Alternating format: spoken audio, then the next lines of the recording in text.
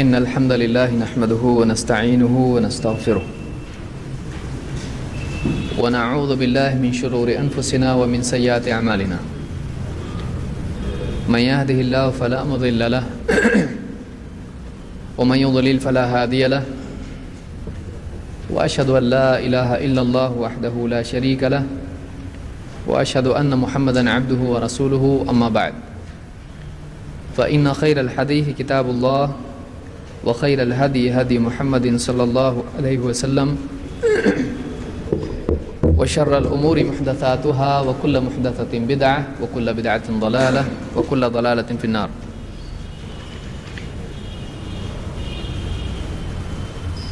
مشکل سے 2 یا 3 درس ہمارے اس سلسلے میں رہ گئے ہیں اور اس کے بعد آپ کے امتحان ہیں.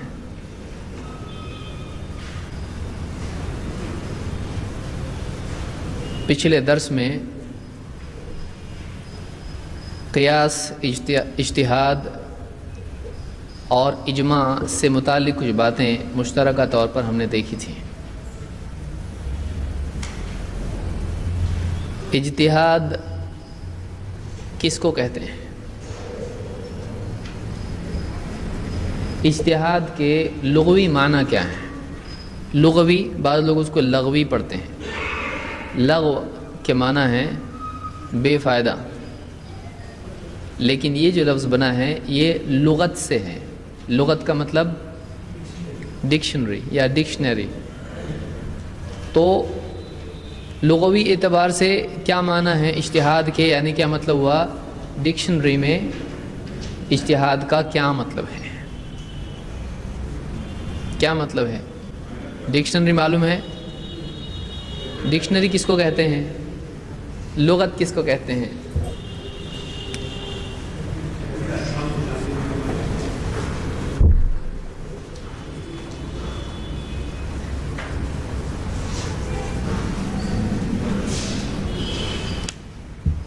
ڈکشنری کس کو کہتے ہیں؟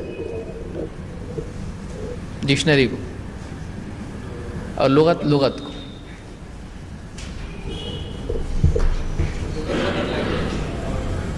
ڈکشنری مطلب اور ووکیبلری مطلب ڈکشنری. ڈکشنری کس کو کہتے ہیں؟ چلیے اچھا پکڑے آپ کو.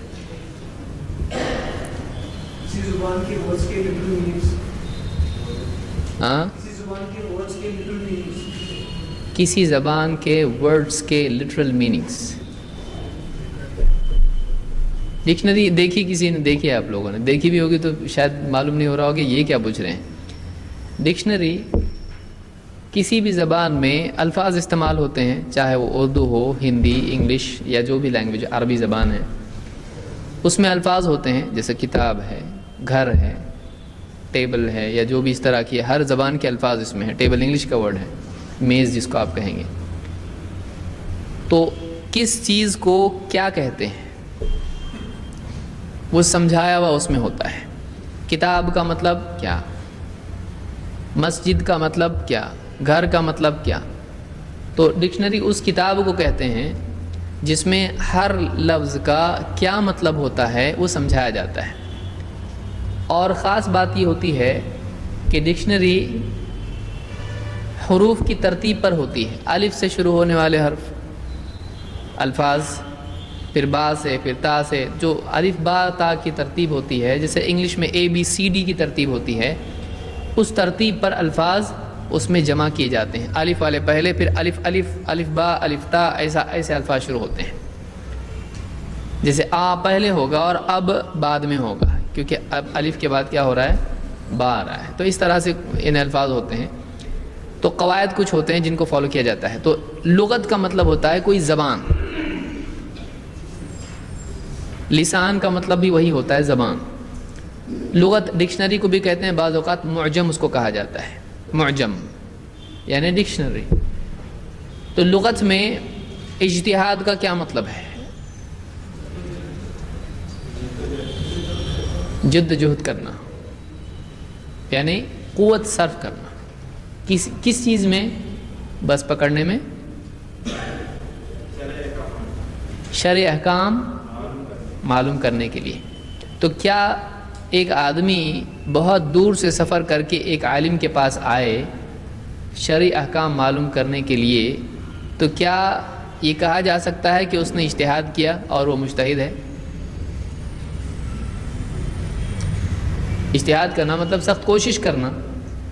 ایک آدمی بہت دور سے چل کے آیا ایک عالم کے پاس، بہت تکلیف اٹھایا اس نے، کافی دیر تک بیٹھا رہا امام صاحب کی نماز ہونے تک، کھانا وانا کھانے تک، سب صبر کر کے بہت تکلیف اٹھا کے پھر اس نے دین کی بات معلوم کی، تو کیا اس کو لغت کے اعتبار سے اجتہاد کہیں گے یا نہیں؟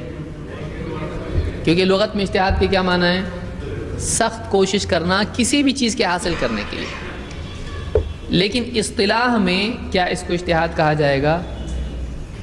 فقہ کی اصطلاح میں نہیں۔ کیوں نہیں؟ تو فقہ میں کیا معنی ہے اجتہاد کے؟ الگ معنی ہے۔ کیا معنی ہے؟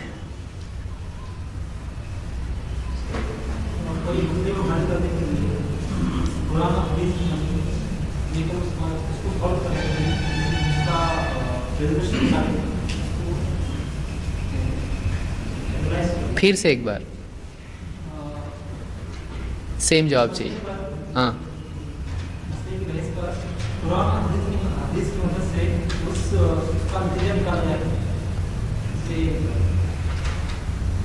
یہ شروعات کے لیے جواب ہو گیا۔ چلیے اس پہ اور کون اس میں وضاحت کرے گا اس کی؟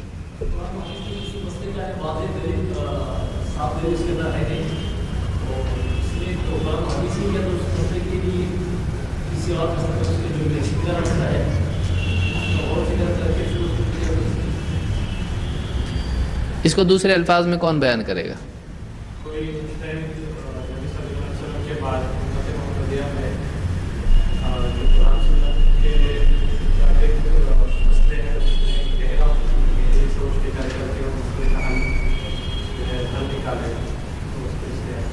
اب یہاں ایک نیا مسئلہ چھڑ گیا، وہ یہ کہ کیا اجتہاد اللہ کے نبی صلی اللہ علیہ وسلم کے بعد ہے یا آپ کی زندگی میں بھی ہو سکتا ہے؟ کیا فرماتے ہیں علماء کرام؟ بعد میں۔ اور زندگی میں بھی بول رہے ہیں کچھ لوگ؟ نہیں نا، زندگی میں نہیں۔ کیا صحابہ نے اللہ کے نبی صلی اللہ علیہ وسلم کی زندگی میں اجتہاد کیا؟ نہیں کیا۔ کیا ان کے لیے جائز تھا کرنا؟ نہیں جائز تھا۔ ایک مرتبہ صحابہ سفر میں تھے، سنن نبی داؤد میں روایت ہے، اور ان کو قبلہ سمجھ میں نہیں آیا اندھیرے کی وجہ سے اور آسمان میں بادلوں کی وجہ سے۔ تو اب قبلہ، نماز پڑھنے کے لیے قبلہ معلوم ہونا چاہیے کہ نہیں؟ معلوم ہونا چاہیے، وہ شرط ہے نماز کے لیے، اس کے بغیر نماز ہوگی نہیں۔ دلیل ہے اس کے لیے آپ کے پاس؟ ناسخ منسوخ میں ہم پیٹ بھر کے دیکھیں اس کو، فولی وجہ کا شطر المسجد الحرام۔ تو اب ان کو قبلہ سمجھ میں نہیں آیا، تو انہوں نے کیا کیا، جس کو جہاں لگا کہ یہاں قبلہ ہے اس نے وہاں نماز پڑھ لیا۔ یہ کیا تھا؟ نہیں تھا اجتہاد۔ انہوں نے سمجھا کہ ہم زیادہ سے زیادہ کیا کر سکتے ہیں، تو ہم کو جہاں ایسا لگ رہا ہے کہ یہاں قبلہ ہے، کیونکہ جب واقعی انسان کے پاس نص موجود نہ ہو تو وہ اپنے گمان کی بنیاد پر چل سکتا ہے، جو کہ علمی گمان ہو، یہ نہیں کہ ایسے ہی مطلب آدمی کچھ بھی کر رہا ہے۔ تو یہاں لگ رہا ہے قبلہ، تو وہاں انہوں نے نماز وہاں پہ پڑھی، کیونکہ سمت معلوم کرنے کا ایک ذریعہ تو ہے کہ واقعی کسی دلیل کی بنیاد پر، جیسے سورج ہے یا ستارے ہیں، ان کی صورت میں ان کو دیکھ کے آدمی اپنی ڈائریکشن معلوم کرے۔ اگر دونوں بھی نہیں ہیں، کیونکہ بادل آسمان میں تھے، سورج بھی نہیں تھا، اب وہ ذریعہ ختم ہو گیا، تو اب کیا بچ گیا؟ اندازہ کرنا۔ اسی لیے اللہ کے نبی صلی اللہ علیہ وسلم نے دجال کے وقت میں صحابہ سے جب کہا کہ اتنے اتنے دن بڑے ہوں گے، تو صحابہ نے پوچھا ہم نمازیں کیسی پڑھیں؟ آپ نے کہا تم اندازہ کر لینا۔ تو جہاں واقعی اس طرح کا معاملہ نہیں ہوتا ہے، وہاں شرعی گنجائش کیا ہے؟ اندازہ آدمی کر لے. کوئی آدمی ہے اس کو یعنی روزے کے اعتبار سے کوئی ذریعہ نہیں اس کے پاس معلوم کرنے کا کہ وقت ہوا ہے نہیں، تو کیا کرے گا؟ احتیاط کے ساتھ اندازہ کرے گا. تو انہوں نے اندازے سے نماز پڑھ لی. پھر بعد میں اللہ کے نبی صلی اللہ علیہ وسلم کے پاس معاملہ پیش کیا تو آپ نے دونوں کو بھی کچھ کہا نہیں، یعنی دونوں کی نماز ہو گئی. اسی طرح سے دو صحابی سفر میں نکلے، پانی نہیں تھا، نماز پڑھنی تھی. اب دونوں نے تیمم کیا، نماز پڑھی، اس کے بعد پانی مل گیا. ایک نے پچھلی نماز کو باقی رکھا، پھر سے نماز نہیں پڑھی، دوسرے نے وضو کر کے پھر سے نماز پڑھی. اب یہ کیس اللہ کے نبی صلی اللہ علیہ وسلم کے پاس آیا. آپ نے کہا کہ تیرے لیے 2 مرتبہ اجر ہے اور تو نے سنت کے مطابق کیا. جس نے ایک ہی مرتبہ پڑھی تھی آپ نے کہا تو نے سنت کو پا لیا، اور جس نے 2 مرتبہ پڑھی تھی یعنی تیمم کے بعد پھر سے وضو کیا تھا آپ نے کیا کہا؟ تیرے لیے 2 مرتبہ اجر ہے. تو یہ کیوں ہوا؟ ان کو یہ مسئلہ اتنا تو معلوم تھا کہ بغیر وضو کے نماز نہیں، اور اگر پانی نہیں تو تیمم ہے. لیکن تیمم کے بعد پھر پانی مل جائے وقت کے اندر تو اب نماز باقی ہے یا نہیں؟ تو ایک نے یہ کہا کہ نماز پڑھ لی تو ہو گئی، یہی حکم تھا، یہی کیا میں نے. دوسرے نے دیکھا پانی مل گیا، وقت باقی ہے تو پڑھنا چاہیے، میرا تیمم ٹوٹ گیا اور وقت نماز کا بھی ہے، پھر سے پڑھی. تو آپ نے دونوں کو بھی برا کہا نہیں. تو یہ کیا ہوا؟ دونوں نے کیا کیا؟ تو کیا نبی صلی اللہ علیہ وسلم کی زندگی میں بھی صحابہ اجتہاد کرتے تھے؟ کرتے تھے، کیونکہ سفروں میں جاتے تھے. جب اللہ کے نبی صلی اللہ علیہ وسلم ان کے لیے فتویٰ دینے کے لیے موجود نہیں ہوتے تھے تو جتنا علم ان کے پاس ہے اس میں غور کر کے ان کو نئے مسئلے کے لیے حل تلاش کرنا پڑتا تھا اسی علم میں جو ان کے پاس تھا. اس کو کیا کہتے ہیں کہ کسی مسئلے کے پیش آنے پر ایک انسان، ایک عالم قرآن و سنت کے جو بھی دلائل اس کے پاس موجود ہیں اس میں غور کر کے اس کا مسئلہ طلب کرے، اس کا حل طلب کرے. یہ جو کوشش وہ کرتا ہے اس کوشش کا نام کیا ہے؟ اجتہاد. سمجھ میں آیا کہ کسی بھی پیش آنے والے مسئلے میں، دینی مسئلے میں، ایک جانکار انسان قرآن و سنت کے جو دلائل اس کے پاس ہیں ان میں غور کر کے اس پیش آنے والے مسئلے کا شرعی حل تلاش کرے، چاہے اپنے لیے یا دوسرے کے لیے. سوال یہ ہے کہ اجتہاد کس کے لیے ہوتا ہے؟ اپنے لیے یا دوسرے کے لیے؟ کسی کے لیے بھی ہو سکتا ہے، اپنے لیے بھی ہو سکتا ہے اور دوسرے کے لیے بھی ہو سکتا ہے. تو اس کو کیا کہتے ہیں؟ اجتہاد. اجتہاد بعض حالات میں فرض ہو جاتا ہے کہ امت کو حل چاہیے اور ایک واقعی صلاحیت مند عالم ہے اور اس مسئلے کا حل ان کو معلوم کرنا ہے. انشورنس جائز ہے یا نہیں؟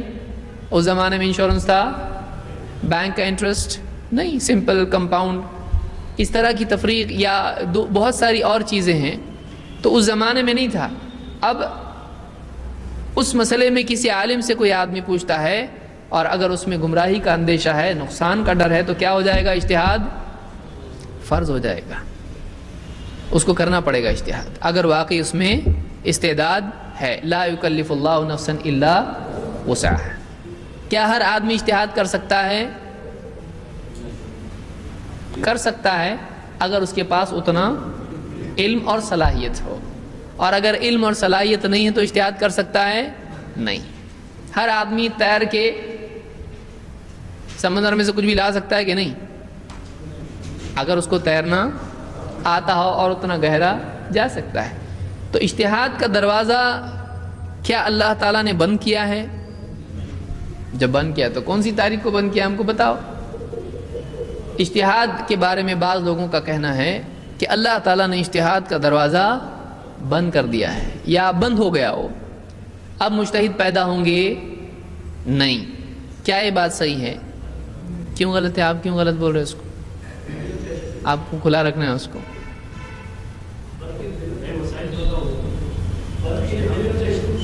بند کے لیے کیا ہونا چاہیے؟ اگر وہ دروازہ کھلا تھا تو بند کیسے ہوا؟ کس نے بند کیا؟ کیا وہ اللہ کے رسول صلی اللہ علیہ وسلم کی وفات کے ساتھ بند ہوا؟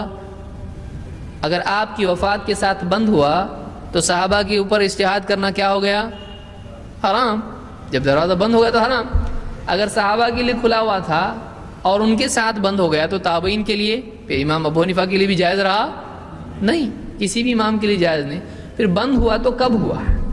اور سوال یہ ہے کہ اگر بند ہوا ہے تو کس نے بند کیا، اور کس نے بتایا کہ دیکھو میں دیکھ کے آیا ہوں بند ہو گیا، اور کہاں ہے وہ دروازہ، تاکہ ہم بھی دیکھیں کہ اطمینان ہم کو ہو کہ ہاں بند ہوا ہے. بھائی اب اجتہاد نہیں کرنا ہے اپنے کو، ہے کوئی ایسا دروازہ نہیں ہے.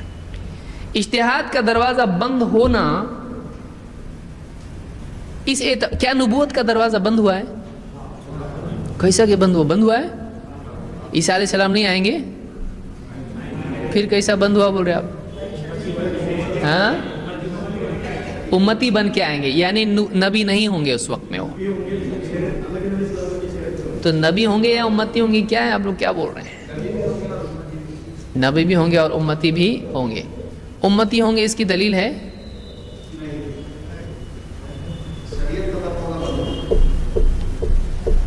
وہ امتی ہوں گے اس کی کیا دلیل ہے؟ ان کی حیثیت اس وقت کیا ہوگی؟ نبی کی ہوگی یا نہیں؟ وہ لوگوں کے رہبر بن کے آئیں گے یا پیچھے چلنے والے بن کے آئیں گے؟ کیا وہ تقلید نہیں کریں گے؟ ابھی 4 مسلک، تو اجتہاد کا دروازہ تو بند ہو گیا ہے. اگر بند ہو گیا ہے تو پھر اجتہاد کا دروازہ اگر بند ہو گیا ہے تو کتنے مسلک ہیں؟ اہل حدیث کو چھوڑ دو، بیچارے کیا پریشان کر رہے ہو. کتنے ہیں؟ 4. ان میں سے کون سے مسلک پہ وہ ہوں گے؟ ظاہر بات ہے جب اجتہاد کا دروازہ بند ہو گیا ہے تو کیا ان کے لیے بھی بند ہو گیا ہے، یا وہ نئی شریعت لے کر آئیں گے؟ نئی شریعت لے کے نہیں آئیں گے. شریعت کون سی باقی رہے گی؟ وہ فیصلہ کریں گے تو کس بنیاد پر؟ اللہ کی طرف سے ان کو جو وحی آئے گی اس وقت کے لیے، اور جو شریعت یعنی اس اسلام کی شریعت، محمد صلی اللہ علیہ وسلم کی شریعت ہوگی، اسی کے مطابق وہ کیا کریں گے؟ فیصلے کریں گے. تو اب وہ اس وقت میں فیصلے کریں گے یا پچھلے فیصلوں کو فالو کریں گے کسی امام کے؟ اس وقت میں جو بھی ان کو اللہ کی طرف سے حکم ہوگا، کیونکہ روایت میں کہ اللہ کی طرف سے ان کو حکم ہوگا یوں کرو، اللہ کی طرف سے حکم ہوگا یوں کرو، وہ لے کے چلے جائیں گے. اب اللہ کی طرف سے حکم ہوگا ان کو کہ اب میرے بندوں کو لے جاؤ پہاڑ کے اوپر، اب یاجوج ماجوج آنے والے، تو ڈائریکٹلی وہی اللہ کی طرف سے ان کو ہوگی کہ نہیں ہوگی؟ تو جو بھی کرنا ہے وہ کس کی وحی؟ اللہ کی طرف سے آنے والی وحی کے تحت کریں گے. کیا وہ اس شریعت کو بدلیں گے؟ معلوم ہوا کہ شریعت باقی رہے گی. تو اجتہاد کا دروازہ کیا بند ہوا ہے؟ کیا اجتہاد کی ضرورت باقی ہے؟ کون بولتا ہے باقی ہے؟ یعنی کیوں باقی ہے؟ ہاتھ اٹھا رہے ہیں آپ لوگ. کیوں باقی ہے؟ کوئی ایک مثال دیجئے جو اماموں کے بعد مسئلے پیدا ہوئے ہوں. ہوائی جہاز بنانا، ہاں، ہوائی جہاز میں نماز ادا کرنا، کیا اس پر کسی امام کا فتویٰ ہے؟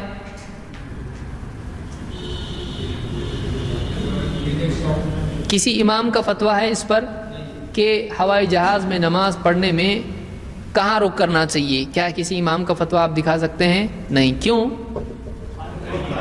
ہوائی جہاز تبھی تھا نہیں. تو یہ نیا مسئلہ ہے، یہ پرانا ہے؟ نیا مسئلہ ہے کہ ایک آدمی ہے، اس کا پلین مغرب کی نماز، سورج ڈوب گیا، اب پلین نماز فرض ہوئی کہ نہیں مغرب کی؟ پلین اوپر گیا، دیکھا تو پھر سورج دکھائی دے رہا اس کو، تو کیا اب وہ مغرب کی نماز پڑھ سکتا ہے؟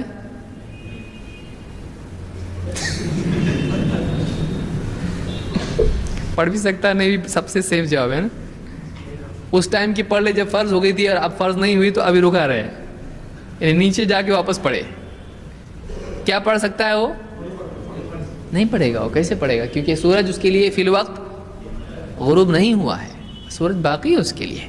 تو اس کو کیا کرنا پڑے گا؟ رکنا پڑے گا نماز کے لیے. سورج غروب ہوگا تو وہ نماز پڑھے گا. تو اب یہ مسئلہ کیا اس زمانے میں تھا؟ نہیں تھا. یہ اس دور میں پیش آیا ہے. کیا اس کے لیے اجتہاد کرنا پڑے گا یا نہیں؟ کرنا پڑے گا. دلائل میں غور کر کے اس کا جواب ہو سکتا ہے کوئی جواب یہ دے کہ دیکھو اس پر تو فرض ہو چکی تھی جب نیچے ڈوب گیا, تو اب وہ آدمی کیا کرے گا؟ پڑھ لے گا. ہو سکتا ہے کوئی جواب دے. اور کوئی جواب یہ دے گا کہ دیکھو سورج ابھی سامنے ہے, سورج ڈوبنے سے پہلے نماز پڑھ سکتے ہیں, چونکہ اب تک وہ پڑھا ہے نماز نہیں. سورج ڈوبنے پہ پڑھے گا یا سورج نہیں ڈوبنے پہ پڑھے گا؟ ڈوبا پڑھے گا, خلاص. ایسا بھی جواب کوئی دے سکتا ہے. تو اس صورت میں کیا کرنا پڑے گا؟ اجتہاد. ایسے کئی مسائل ہیں, ایسے کئی مسائل ہیں. تو ان مسائل کے لیے اجتہاد کی ضرورت ہے یا نہیں؟ نماز جیسے مسائل میں, طہارت کے مسائل میں, اور بھی کسی طرح کئی مسائل ہو سکتے ہیں. جیسے مثال کے طور پر کوئی آدمی, اس کو پیشاب کی شکایت ہے, بار بار اس کے قطرے نکلتے ہیں. کیا اللہ کے نبی صلی اللہ علیہ وسلم کی صراحت کے ساتھ اس مسئلے پر حدیث ہے؟ ہمارے علم میں نہیں ہے. تو اب کیا کرنا پڑے گا اس کے لیے؟ اجتہاد کرنا پڑے گا. غور کرنا پڑے گا کہ اس طرح کا کوئی مسئلہ اس زمانے میں تھا کہ نہیں تھا, اور پھر اس کے بعد فیصلہ کرنا پڑے گا. یہ ایک الگ مسئلہ ہے کہ اس کا کیا جواب ہے.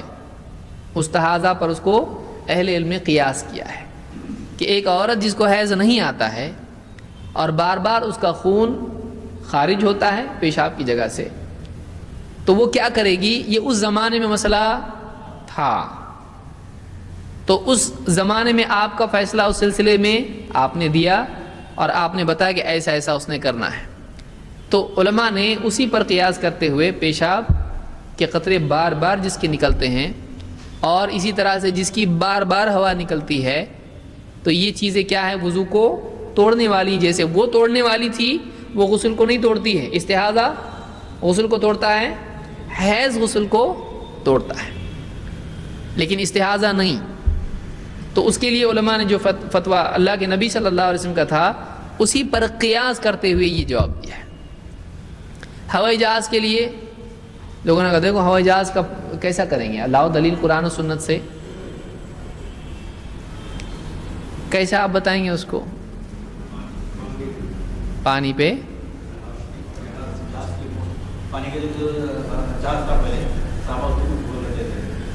تو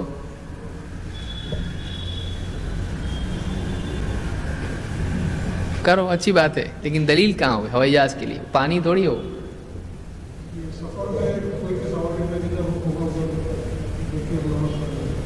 یعنی کسی بھی سواری پر نماز پڑھنا چاہیے, یہ ثابت ہے. ہوائی جہاز میں ثابت ہے,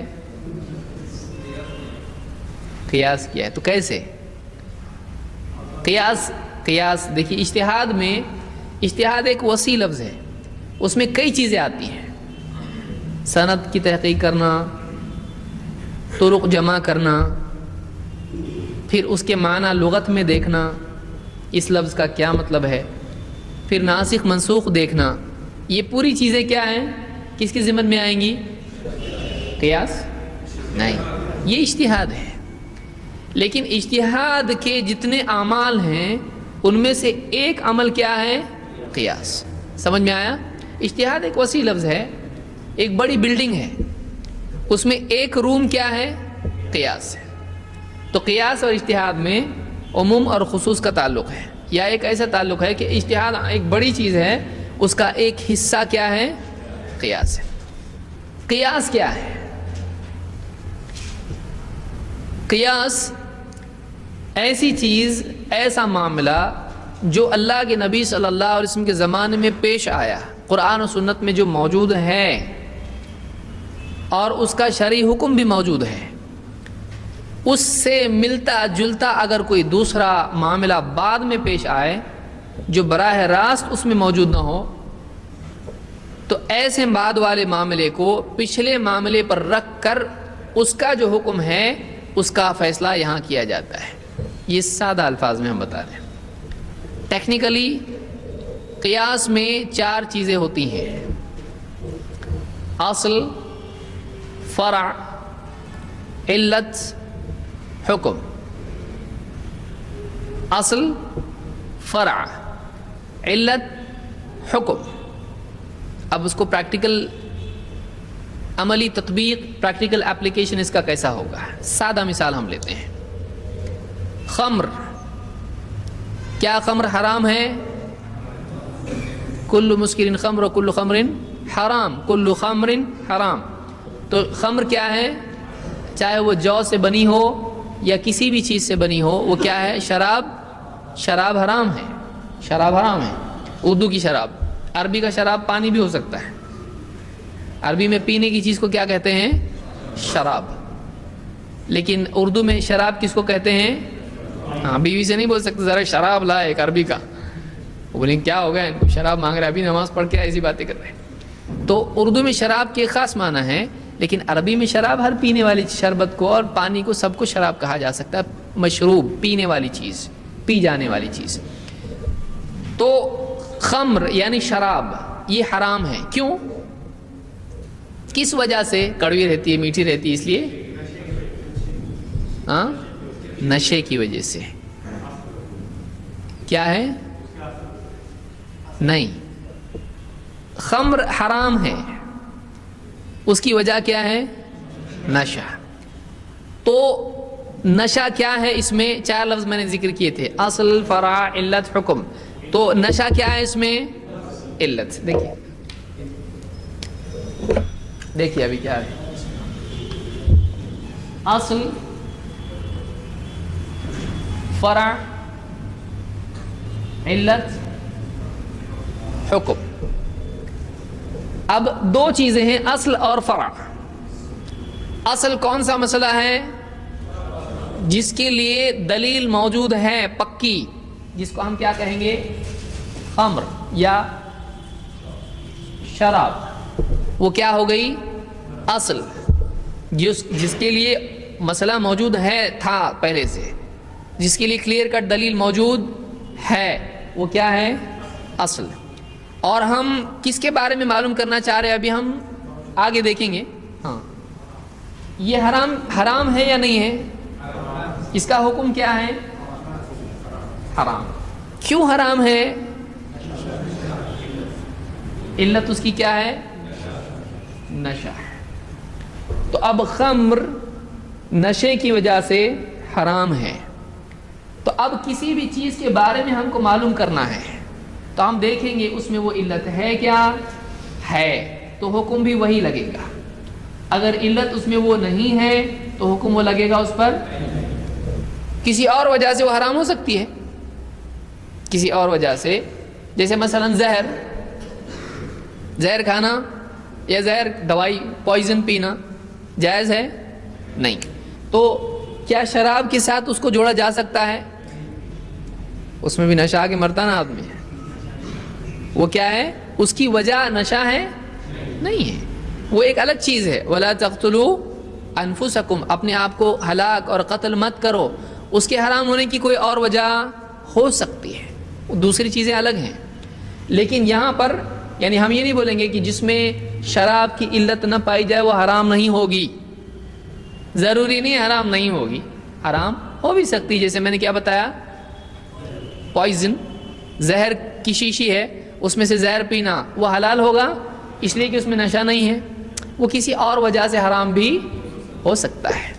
چوری کیا ہوا جوس حلال ہے؟ نہیں ہے، حرام ہے وہ. لیکن کیا اس سے نشہ ہوتا؟ بولے کہ نشہ نہیں ہوتا تو حلال ہے نا. بولے نہیں، ضروری نہیں وہ حلال ہو، وہ حرام بھی کسی اور وجہ سے.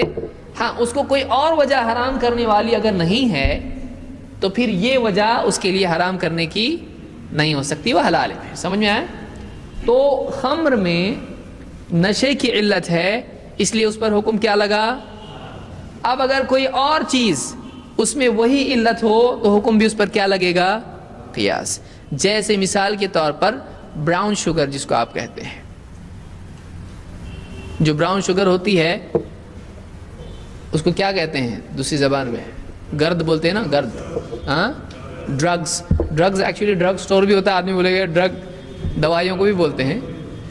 تو ایسی چیزیں جن سے نشہ ہوتا ہے. مثال کے طور پر کوئی آدمی آج یعنی دوسری کوئی چیز بنا لے ایسی جو خمر نہ ہو، केमिकल्स जमा करके कुछ तो बनाया उसने, दम मारो दम शुरू हुआ, झुम बराबर झुम शराबी शुरू हो गया। अब वो आदमी जब वो इस तरह से इस्तेमाल कर रहा है तो अब वो चीज़ उसके लिए वो कहेगा देखो खम्र उस ज़माने में कैसे बनती थी, जौ से बनती थी, अंगूर से बनती थी, फुला चीज़, ये नहीं केमिकल्स हैं, ये फुला केमिकल है, ये फुला केमिकल है, ये वो नहीं है। तो क्या है बोल सकता है ऐसा? नहीं, बल्कि वो क्या कहेगा, उसको क्या कहा जाएगा, इसमें इल्लत नशा है।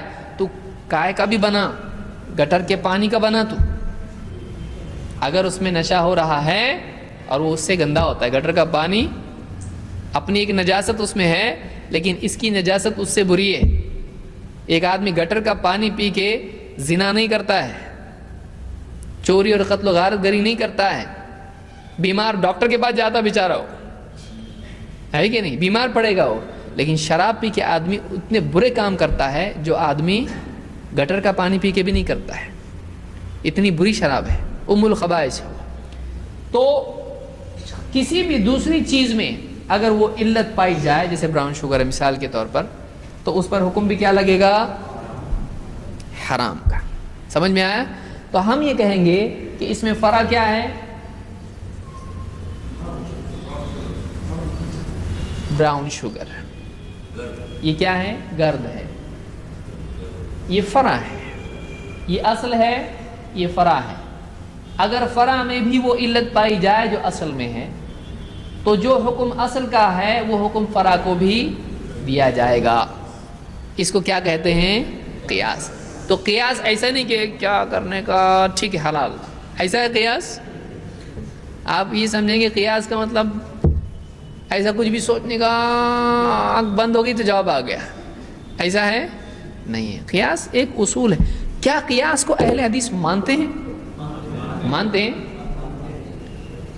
क्या हर क़ियास को अहले हदीस मानते हैं? जो दिल को अच्छा लगा वो मानते हैं ना, ऐसा है। क्या है, क्या क़ियास गलत हो सकता है? कैसे?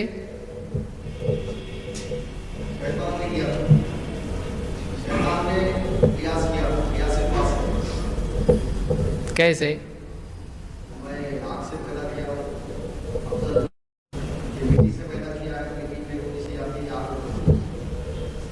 तो अब इसको कैसे हम यहाँ लागू करेंगे, असल, फरा, हुक्म और इल्लत?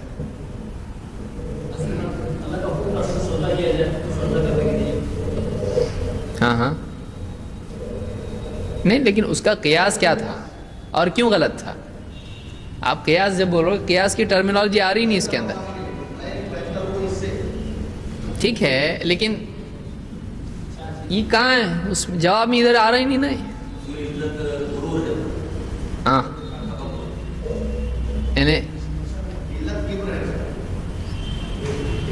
इल्लत किब्र है। कैसे? असल क्या है उसमें? शैतान ने क़ियास किया। क्या क़ियास किया? ये मिसाल अगर मुश्किल है तो छोड़ दो इसको, क्योंकि जवाब तो ज़रा डेंजर हो गया, ये तो बहुत दूर का क़ियास हो गया है। अना खैर मिन्हु क्या है, असल है। बहुत सोचा उसने, वो हमको यहाँ ये देखना है, या इस फ्रेमवर्क में वो कैसा बैठता है, आप उस पर कैसा हुक्म लगाओगे कि क़ियास सही है गलत है। ये मिसाल नहीं समझ रही, छोड़ दो आप इसको, दूसरी मिसाल लो। मिसाल आबैल मुझे मार हो गया ना, दूसरी मिसाल लो आप, आसान से शुरू करो, ठीक है, हम उस पर भी आएंगे बाद में।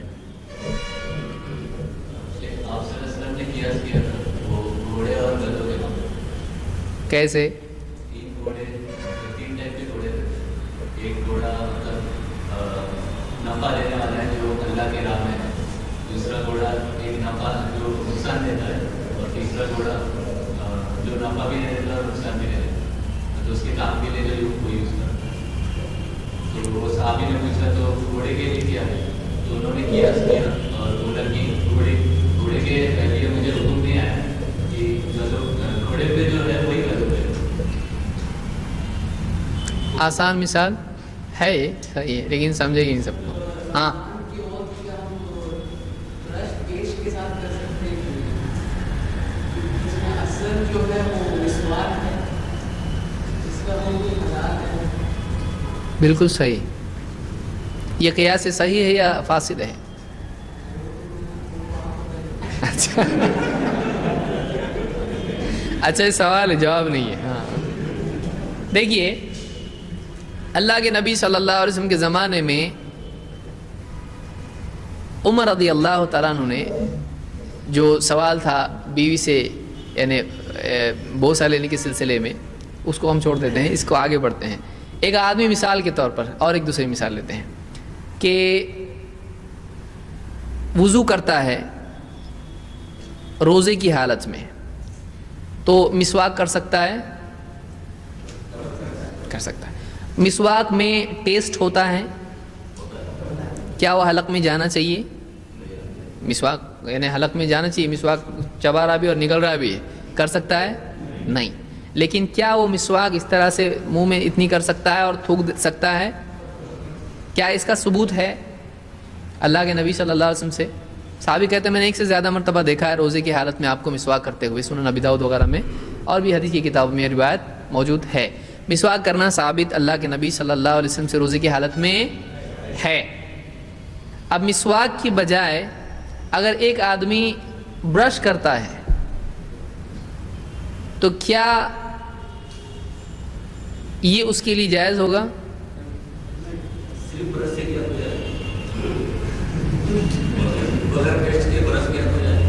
اور پیسٹ کے ساتھ کیا تو برش اس وقت میں تھا ہی نہیں, اس کو لانا ہی نہیں ادھر.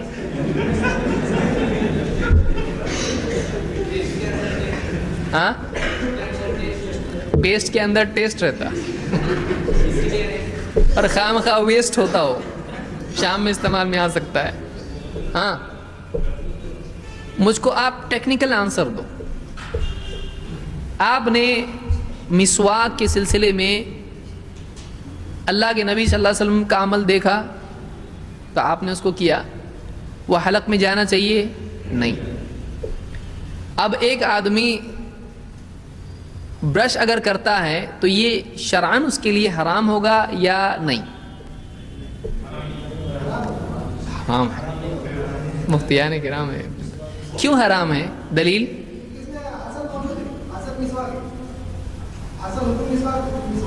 یعنی جب اصل ہو تو فرع کے بارے میں بات ہی نہیں کرنے کا. ہم تو وہی کر رہے ہیں یہاں پر کہ اصل کی بنیاد پر ہم فرع معلوم کرنے کی کوشش کر رہے ہیں. صحیح ہے. اچھا ہاں اصل اور فرع آپ لوگوں کو سمجھ میں آ رہا ہے کہ نہیں آ رہا ہے؟ ہم یہ کہہ رہے ہیں کہ ایک ایسی چیز جو پہلے سے تھی بعد میں ایک اور چیز آئی, جیسے ایک آدمی کا ہے. اب یہ دیکھو, یہ اصول اگر اپنایا جائے, ہم کہیں گے اللہ کے نبی صلی اللہ علیہ وسلم کے زمانے میں سواری کیسا کی لوگ, اصل کیا ہے؟ اصل ہے نا ابھی پلین میں جانے کا نہیں, ناؤ ہے نا پلین میں جانے کا نہیں, تو کیا ایسا کر سکتے ہیں؟ نہیں کر سکتے ہیں. تو ہم یہی دیکھ رہے ہیں کہ بعد میں جب فرع اگر کوئی آئے ایسی, کوئی بعد میں کوئی چیز ایسی ہو, اس کو ہم ڈھونڈ رہے کہیں بیٹھتا ہے کہ یہ بیٹھے گا تو ٹھیک, نہیں تو نہیں. جیسے کشتی مثال کے طور پر, سمندر کے نیچے کیا ہوتا ہے؟ سمندر کے نیچے پانی ہوتا ہے, تو سمندر میں کیا ہوتا ہے؟ سمندر کے نیچے تہ میں اور تہ یعنی اس زمین کے اور ناؤ کے بیچ میں کیا ہے؟ پانی. تو زمین پر نماز پڑھنا ہے, نماز کدھر پڑھنا ہے؟ میرے لیے پوری زمین کیا بنائی گئی؟ مسجد اور طہور. صحیح ہے. تو پوری زمین کیا ہے؟ مسجد. مسجد ہے, وہاں نماز پڑھی جائے گی. اب زمین کے اور مصلی کے بیچ میں کچھ حائل ہو جائے, جیسے پانی جس پر اس کی سواری سفر کر رہی ہے, تو کیا وہ نماز پڑھ سکتا ہے؟ پڑھ سکتا ہے. اگر پانی کی جگہ ہوا آ جائے تو جب پانی حائل ہو گیا بیچ میں تو وہ پڑھ سکتا ہے. تو قرآن میں اللہ نے جیسے فرمایا وَلَهُم مِّن مِّثْلِهِ مَا يَرْكَبُونَ, سورہ یاسین میں اللہ نے کہا نا، کشتیوں کا ذکر کیا اللہ تعالیٰ نے، اور اللہ نے کیا فرمایا؟ وَلَهُمْ مِن مِثْلِهِ مَا يَرْكَبُونَ، کہ ان کشتیوں ہی کی طرح ان کے پاس اور بھی ہیں چیزیں جن پر وہ سواری کرتے ہیں۔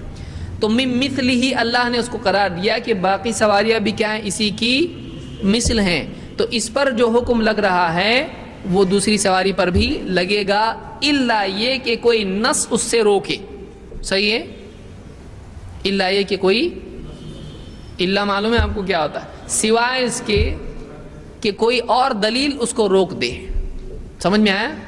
تو ہم کہیں گے کہ پلین میں بھی کیا ہوتا ہے؟ بیچ میں زمین کے اور پلین کے بیچ میں، کیونکہ پلین کس پہ اڑتا ہے؟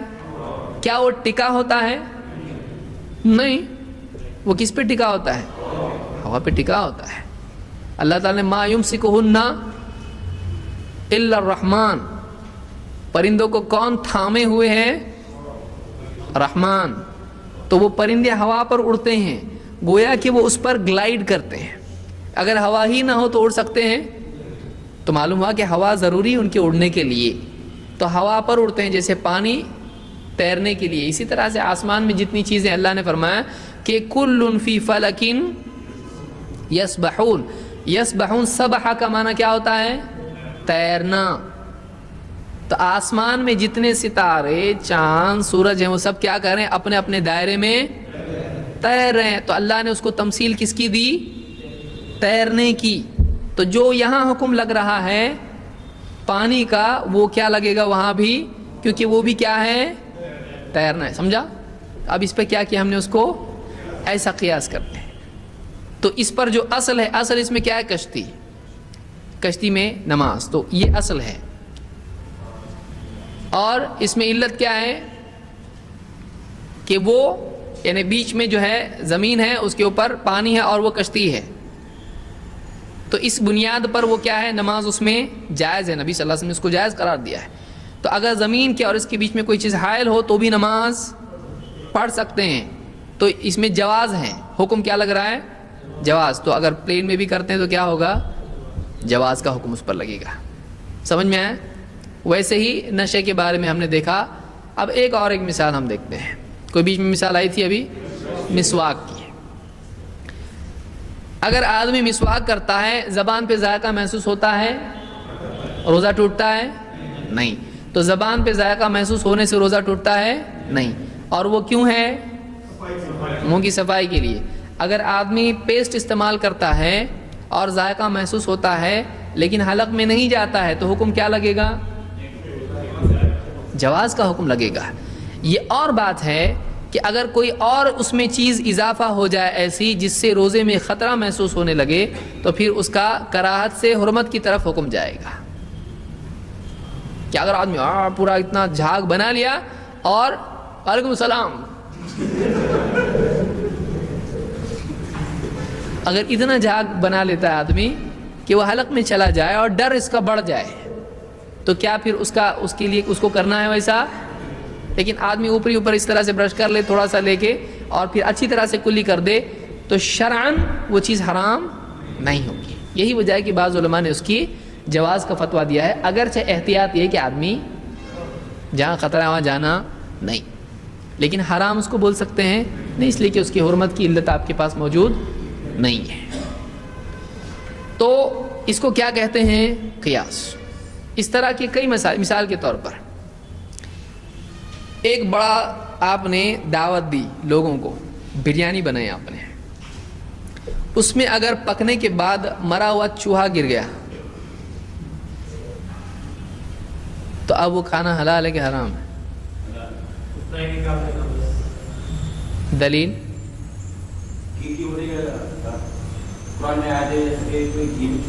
حدیث میں ہے، ہاں،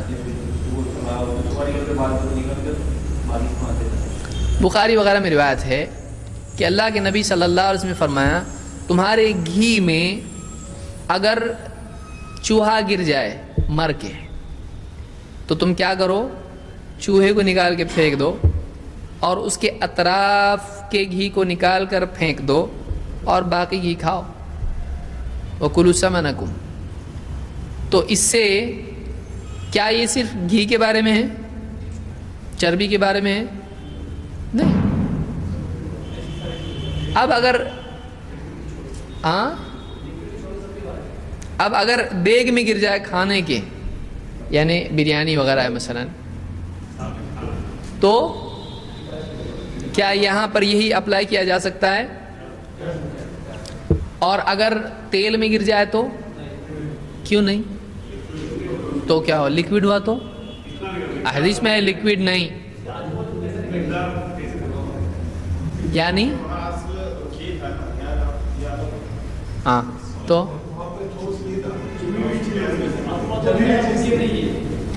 کیا تیل کے اطراف آزو بازو رہتا ہے؟ وہ تو گھومتے رہتا پورا، وہ اپنی جگہ برقرار. وہ بازو کا پھینکا کیوں گیا تھا؟ اس کا اثر تو تیل میں کہاں پہنچتا ہے اثر؟ تو جو نکال کے پھینکنے کا جو حکم تھا وہ جائز تھا، یعنی وہ کھانا جائز ہے کیونکہ مال کو ضائع کرنا جائز ہے، تو اس کو کیا کہا گیا؟ پھینک دو. وہ کھانا جائز ہوتا تو پھینکنے کا حکم آتا نہیں. تو اس کھانے پہ کیا حکم لگا؟ حرمت کا. وہ کھانا جائز، باقی کھانے پہ جائز ہے. اب تیل میں ایسا ہو سکتا ہے، پانی میں ایسا ہو سکتا ہے کہ اتنا پانی نکال دو اس کے بازو کا اور باقی پانی پیو، بہت ٹیسٹی ہے. کر سکتے ہیں ایسا؟ نہیں. کیوں؟ اس لیے کہ اس کے آس پاس کچھ باقی متعین ہے نہیں ہے، اس کا اثر پورے پانی میں چلا گیا، تو اس کو نکال کے پھینکنے میں کوئی مطلب نہیں ہے. لیکن اب اس میں دو چیزیں الگ ہیں. وہ کتنے پانی کے بارے میں حکم لگے گا؟ تھوڑے پانی کے بارے میں. اگر بڑے پانی میں، زیادہ پانی میں اگر وہ ہو، جیسے اتنا بڑا ٹینک ہے، اس میں اگر چوہا گر گیا تو کیا وہ پانی نجس ہوگا؟ نہیں. اس لیے کہ اس کے لیے مستقل دوسری دلیل ہے، اذا كان الماء قلتين فإنه لا ينجس. اگر پانی 2 قلہ ہو تو وہ نجس نہیں ہوتا ہے نجاست کے گرنے سے. قلہ یعنی 227 یعنی 454 کلو گرام اتنا ہوتا ہے. اتنا اگر پانی ہے تو وہ یعنی ایک بڑا جو ہے گھڑا اس زمانے میں ہوتا تھا، اس کے اتنا پانی 1 قلہ ہوتا ہے. اسے 2 قلے اگر ہوں تو وہ پانی نجس نہیں ہوتا ہے. 450 کے آس پاس اس کو پکڑ کے چلے آپ، لیٹر کلو گرام. تو اتنا پانی صرف نجاست کے گرنے سے نجس ہوتا ہے نہیں، جب تک کہ اس کے رنگ، بو یا ذائقے میں سے کسی ایک چیز میں تبدیلی نہ آئے. اگر آ گئی تو نجاست کے گرنے سے، تو وہ پانی کیا ہوگا؟ استعمال کے لائق. ہم کتاب الطہارہ وغیرہ آگے کریں گے جب اس میں انشاءاللہ اس کو تفصیل سے دیکھیں گے. تو اس کو حدیث القلتین بولتے ہیں. چائے میں مکھی گر گئی تو اس کے لیے مستقل دلیل کیا ہے؟ اگر تمہاری پورا ڈبا دو نکال کے اور چاہو تو پی سکتا ہے آدمی.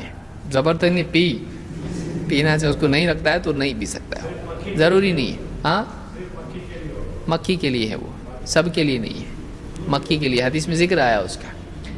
تو قیاس سمجھ میں آیا آپ کے کہ آپ اگر ایک مسئلہ جو بعد کے دور میں آتا ہے، اگر اس میں وہی علت ہے جو پچھلے مسئلے میں تھی، اس پر یہی حکم لگایا جائے گا. اور اس کی کئی مثالیں علماء نے دی ہیں قیاس کے سلسلے میں. جیسے اللہ کے نبی صلی اللہ علیہ وسلم نے گناہوں کے معاف ہونے کے سلسلے میں آپ نے بتایا کہ تمہارا کیا خیال ہے اس آدمی کے بارے میں کہ جو روزانہ دن میں 5 مرتبہ غسل کرتا ہے اس کے گھر کے باہر، یا اس طرح سے مختلف روایت آئی ہیں کہ وہ نہر ہے پاک، نہرن جارن غمرن، گہرے پانی کی نہر ہے جس کا پانی جاری ہے. اگر روزانہ دن میں 5 مرتبہ وہ اس میں غسل کرتا ہے، کیا وہ پانی اس کے بدن پر کوئی گندگی میل چھوڑے گا؟ صحابہ نے کہا بالکل نہیں. تو آپ نے کہا کذالک مثل الصلوات الخمس، ایسی ہی مثال ہے 5 نمازوں کی. یمحو اللہ بہن الخطایا، اللہ تعالیٰ ان کے ذریعے سے گناہوں کو مٹا دیتا ہے. تو یہ کیا آپ نے کہ جیسے یہاں ہے ویسے وہاں ہے. سمجھ میں آ رہا ہے؟ کہ ایک مسئلے سے آپ نے دوسرا سمجھایا کہ جیسے گہرے پانی میں 5 مرتبہ غسل کرنے سے میل نکل جاتا ہے، ویسے ہی 5 مرتبہ نماز پڑھنے سے گناہ نکل جاتے ہیں۔ تو اس طرح سے اور کئی مثالیں آپ صلی اللہ علیہ وسلم نے دی ہیں۔ یا جیسے آپ دیکھیں گے حدیث میں کہ جو آدمی حج کرے اور اس میں گناہ کی اور بے حیائی کی حرکتیں نہ کرے تو وہ ایسا لوٹتا ہے جیسا وہ ہے ویسا وہ ہے۔ یہ کیا ہے؟ اس کو دیکھو ویسا وہ ہے، تو یہ بھی کیا ہے؟ قیاس ہے۔ اس کا معاملہ اس سے جوڑنا، جو سامنے ہے اس سے کوئی اور چیز کو سمجھانا، اس کو کیا کہتے ہیں؟ قیاس۔ پیڑ کی ڈالی کو ہلا کے کہا سردیوں میں جیسے اس کے پتے جھڑ رہے ہیں ویسے ہی نماز سے گناہ جھڑتے ہیں۔ قرآن میں علماء نے کہا کہ آیت جو اللہ نے کہا فَاعْتَبِرُوا يَا أُولِي الْأَبْصَارِ، اے بصیرت والو، اے دیکھنے والو، عبرت لو۔ ایک خاص قوم کا ذکر کیا اور کہا کہ دیکھو ان کے ساتھ ایسا ہوا، فسق و فجور کی گناہ کی وجہ سے، اللہ کے حکم کی مخالفت کی وجہ سے تم ان سے عبرت لو۔ کیا مطلب؟ یعنی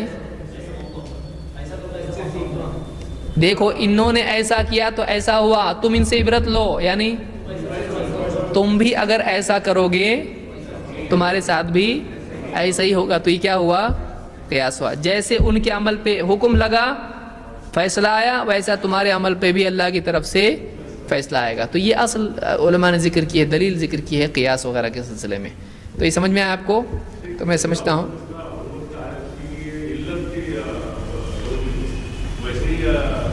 سبب آپ کہیں گے، سبب، علت کو آپ ریزن، وجہ، کسی بھی حکم لگنے کی وجہ کیا ہے؟ جواز اور حلال ایک ہی ہے۔ اس کے لیے دیکھیے حلت، الفاظ مختلف استعمال ہوتے ہیں، حلت، اباحت، یا جس کو ہم کہیں گے کہ جواز، یہ سارے الفاظ ایک ہی معنی نہیں۔ حلت اور علت الگ الگ ہیں، دو دنیا ہی الگ ہے دونوں کی۔ حلت کا مطلب حلال ہونا، حلال سے لفظ بنا ہے حلت، اور علت ہے سبب اور وجہ۔ علت کا مطلب کیا ہوتا ہے؟ سبب اور وجہ، ریزن، اس کا حلال یا حرام ہونا، اس کی علت کیا ہے، تو وہ یہ علت ہے اس کی۔ ٹھیک ہے؟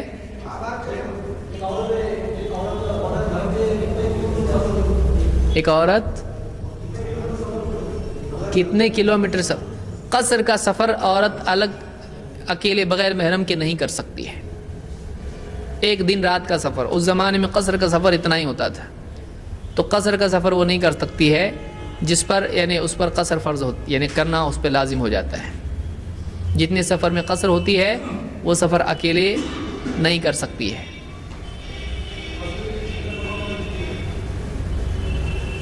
48 میل ابن عباس اور ابن عمر کے قول کے مطابق،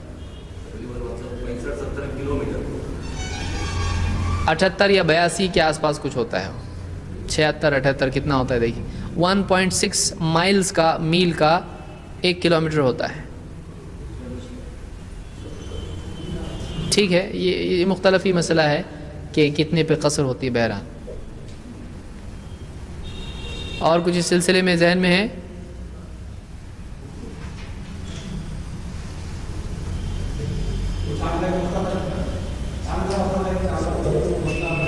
چاند کا ادھر رکھتے ادھر نہیں رکھتے۔ ہلال کا مسئلہ ابن عباس کی روایت کی وجہ سے بعض علماء عام طور سے محدثین اس طرف گئے ہیں کہ دور کے علاقوں میں ایک جگہ کی رؤیت، ہلال کا دیکھنا، دور کے علاقوں میں اس کا انطباق نہیں کیا جائے گا، ان کے لیے ان کی رؤیت ہے، ان کے لیے ان کی۔ بعض علماء اس طرف گئے ہیں جن میں امام ابو حنیفہ بھی ہیں، بعض علماء کے قول کے مطابق، کہ یعنی اگر دنیا کے ایک حصے میں دیکھا جائے ہلال تو ساری دنیا کے لیے وہ ہلال ہو جاتا ہے۔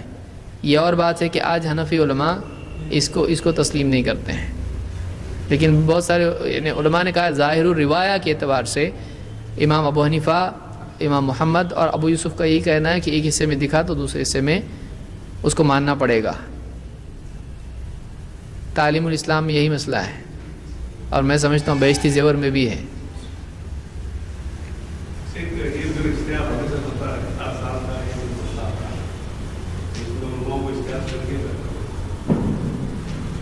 اتفاق ہوگا یا اختلاف ہوگا؟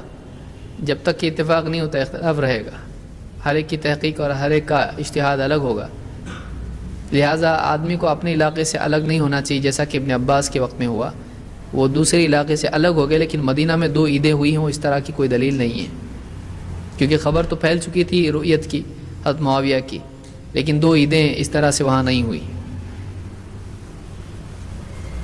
ٹھیک ہے۔